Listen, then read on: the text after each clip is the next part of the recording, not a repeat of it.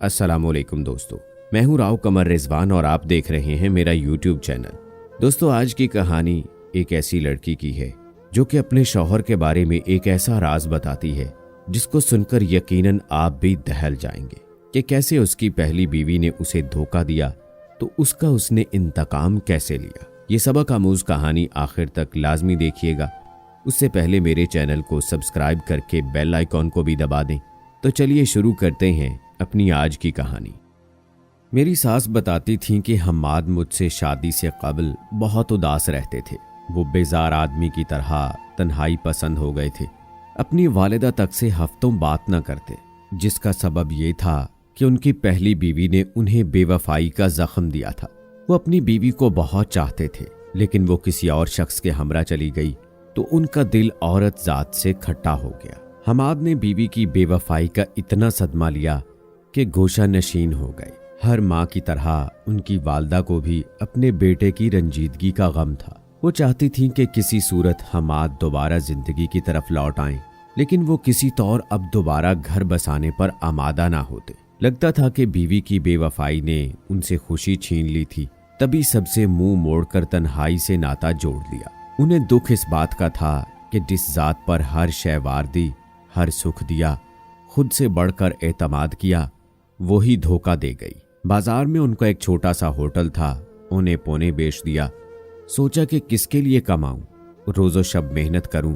जब कोई दिलबर ना हो, आदमी जिंदगी से ही औब जाता है। वो चलते वक्त की तेज रफ्तारी में भी साकत हो जाता है। हम्माद भी हर काम से दिल हटाकर बस जामिद से हो गए थे। सच है, जब दिलदार ना रहे, दिन और रात भी दुश्मन बन जाते हैं। कितना दुख क्यों ना सहना पड़े, बिलाखिर बंदे को रोजी रोटी की फिक्र तो करनी पड़ती है।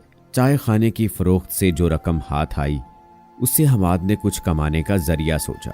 वो भी सिर्फ अपनी बूढ़ी माँ के लिए कि जिनको हर हाल में पेट भरने के लिए 2 वक्त की रोटी दरकार थी। अब दिल की ये कैफियत थी कि एक जगह करार से बैठने से माजूर थे। सोचा ऐसा पेशा अपना लूं कि इस दिले बेकरार को बहलाने का सामान भी हो जाए। यही सोचकर एक सेकंड हैंड टैक्सी खरीद ली। उसे लिए दिन भर सड़कों पर फिरने लगे। वो होटल के मालिक से टैक्सी ड्राइवर बन गए। जिस रोज टैक्सी खरीदी, उसे रगड़ रगड़ कर चमकाया। हम्माद की पुरानी गाड़ी शानदार हो गई थी। वो अब घर का रुख कम ही करते। घर की बजाय वो गाड़ी के अंदर ही सोना पसंद करते, जैसे किसी शिकस्ता दिल बच्चे को जी बहलाने के लिए खिलौना मिल गया हो। दिन भर गाहकों के हमरा रहने के बाद थक कर निस शब को गाड़ी बंद करके वो पिछली नशिस्त के गले में बाहें डाल देते तो तन्हाई का एहसास कदरे मांद पड़ जाता। एक दिन खुद हम्माद ने मुझे बताया कि मुसाफिर उठाने से पहले मैं एक नज़र सवारी पर जरूर डाल लेता था। कभी कभी तो ऐसी सवारी मिल जाती कि टैक्सी में बिठाते ही मोटर हवा से बातें करने लगती।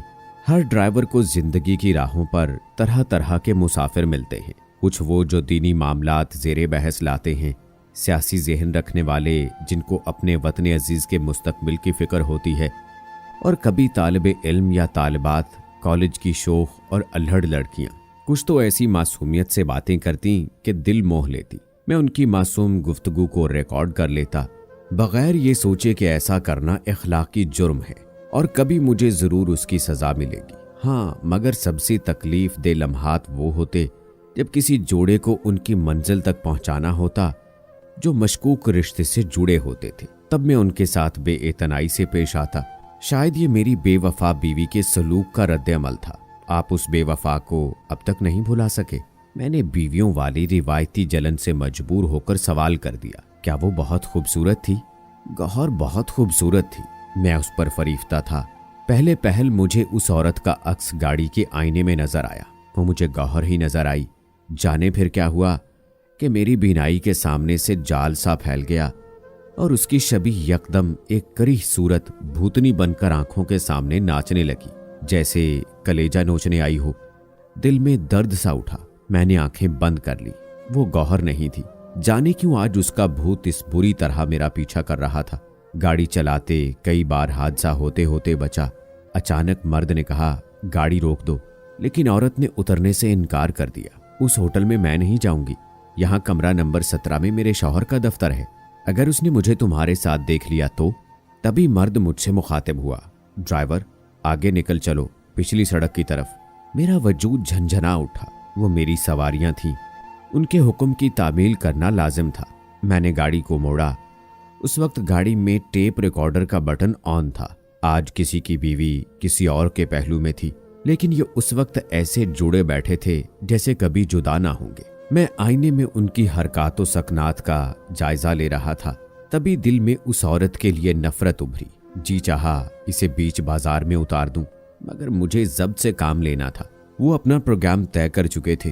एक दूसरे अच्छे होटल के सामने वो अपनी मंजिल पर उतर गए और किसी की मंजिल खोटी कर गए। ताहम दौराने सफर उनकी गुफ्तगू हरफ बहरफ रिकॉर्ड हो चुकी थी।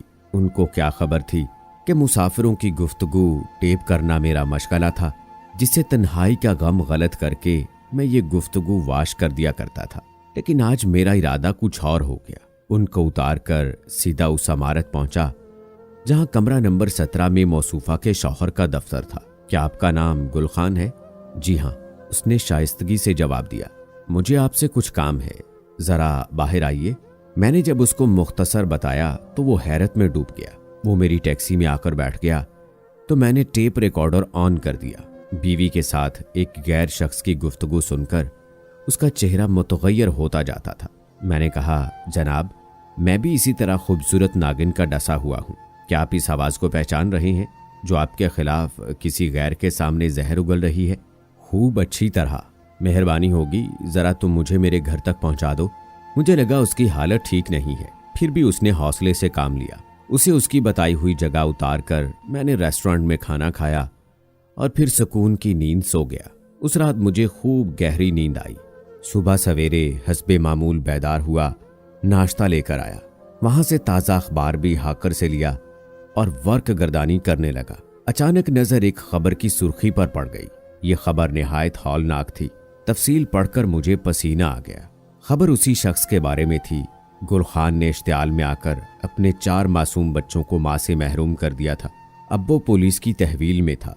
अखबार में उस खातून के साथ उसके 4 मासूम बच्चों की तस्वीरें भी थीं। उस तस्वीर को देखकर अपने किए पर मेरी आंखों से आंसू बह निकले। मैं इकरार करता हूँ सफिया कि उस रोज मुझसे एक बड़ी गलती सरजद हुई थी। मुझसे कितनी बड़ी भूल हो गई थी। मैंने एक बेवफा औरत का राज फाश करके उसके बच्चों को किस जुर्म की सजा दी थी? मैंने उनको माँ और बाप दोनों के प्यार से महरूम कर दिया था। बेशक मैंने बहुत बड़ा गुनाह किया था। खुदा मुझे माफ कर दे। ये कहकर हमाद फूट फूट कर रोने लगे। मैं हैरत से उनका मुंह देख रही थी। उन्हें चुप कराने और तसल्ली देने का हौसला भी मुझ में न था। दम बखुद थी कि जिस शख्स को सीधा सादा और नरम दिल समझती थी वो इस कदर शकील कल्ब भी हो सकता है। हमाद ने शायद अपने इस राज का अभी तक किसी से इजहार ना किया था, तभी मनोबोझ उनके दिल पर रहता था। मुझको अपना सच्चा जीवन साथी समझकर बात बता दी जो शायद उम्र भर वो कभी किसी से ना कह पाते। इस वाक़े के बाद उन्होंने टैक्सी बेच दी और दोबारा एक छोटा सा होटल खोल लिया था। हमाद की ये बातें सुनकर बेशक मैं बहुत अफसुर्दा हुई थी, लेकिन उनके दिल का बोझ अब कदरे हल्का हो गया था। इस बात पर मुतमईन थी। कहने लगे, सफिया, शुक्र है कि तुम जैसी अच्छी औरत बतौर शरीके हयात मुझे मिल गई, वरना शायद मैं उम्र भर शादी ना करता। अम्मा ने कई बार मुझसे हाथ जोड़कर कहा था, बेटा अब मुझ पर रहम करो और शादी कर लो। मैंने तुम्हारे लिए बहुत अच्छी लड़की देख रखी है, अब इनकार मत करना। उनकी बूढ़ी आंखों से आंसू बहते देखकर मैंने उनकी बात मान ली। फिर एक नज़र तुम्हें देखा तो दिल ने गवाही दी कि माँ ठीक कहती है, उनका इंतखाब सही ही होगा। जिन दिनों दूसरी शादी की सोच विचार में था, एक रोज का वाकया है। अम्मी जान मेरे लिए चाय बनाने किचन में गई। मैं अचानक उनके पीछे गया। देखा तो उनके दुपट्टे में आग लगी हुई थी, उनका पल्लू जल रहा था। उनको खबर भी न थी। अगर मैं उस वक्त वहां ना पहुंचा होता तो उस रोज मेरी माँ के साथ एक बड़ा हादसा हो सकता था। बस उसी दिन फैसला कर लिया कि उन्हें ज्यादा इंतजार ना कराऊंगा। मैं सारा दिन होटल पर होता था और वो घर में अकेली होती। ऐसे में बुढ़ापे की वजह से उन्हें कोई भी हादसा पेश आ सकता था। मैंने शादी के लिए हाँ कर दी और अल्लाह ने मुझे तुम जैसी नेक बीवी दे दी। मैं बहुत गुनाहगार हूँ, अपने ज़मीर का मुजरिम भी हूँ, जिसके लिए कभी खुद को माफ़ ना करूँगा। फिर भी खुदा ने मुझे तुम जैसी अच्छी बीवी नाम की सूरत में दी है और ये मेरी माँ की दुआओं का असर है। तुम ये राज किसी को ना बताना।